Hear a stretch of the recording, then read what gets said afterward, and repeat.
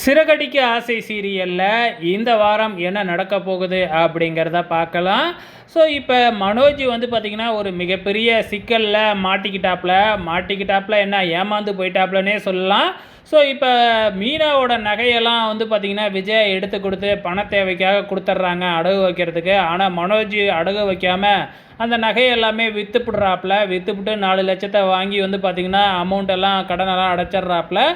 இப்போ என்னடானா வந்து பாட்டியோட 80வது பிறந்த நாள் வருது. அதை செலிப்ரேட் பண்ணுறதுக்காக வந்து பார்த்திங்கன்னா அமௌண்ட்டு தேவைப்படுது. ஸோ இந்த அமௌண்ட்டுக்கு என்ன பண்ணுறது, அத்தைக்கிட்ட கொடுத்த நகையெல்லாம் வாங்கி அடகு வச்சு அதை செலவு பண்ணலாம் அப்படிங்கிற மாதிரி முடிவு பண்ணி அண்ணாமலை மூலியமாக கேட்குறாங்க. விஜயா இப்போ என்ன செய்வாங்க, ஏற்கனவே இந்த விஷயம் தெரிஞ்சதுனால வந்து பார்த்திங்கன்னா அதே மாதிரியே கவரிங்கில் வாங்கி வந்து பார்த்திங்கன்னா தங்க நகையை கொடுக்குற மாதிரி மீனா கிட்ட வந்து கொடுத்துட்றாங்க. அவங்களும் அந்த நகையை எடுத்துக்கிட்டு போயிட்டு அடகு வைக்க போகிறாங்க. அங்கே போனால் கவரிங் அப்படிங்கிறது தெரிய வருது. ஸோ இதுக்கப்புறம் கண்டிப்பாக பிரச்சனை பெருசாக போகுது. ஸோ விஜயா என்ன சொல்ல போகிறாங்க அப்படின்னு தெரிஞ்சுக்கிறதுக்கு தான் ஆவலாக இருக்குது. ஸோ மனோஜ் ஏமாந்து போனது வந்து பார்த்திங்கன்னா வெளியில் வருமா அப்படிங்கிறத வெயிட் பண்ணி தான் பார்க்கணும். கண்டிப்பாக வரும்னு தான் நினைக்கிறேன். ஏன்னா ரோகிணியை தான் இந்த சீரியலில் மாட்டி விட மாட்டாங்க. ஆனால் நம்ம மனோஜா சீக்கிரமாகவே மாட்டி விட்டுருவாங்க.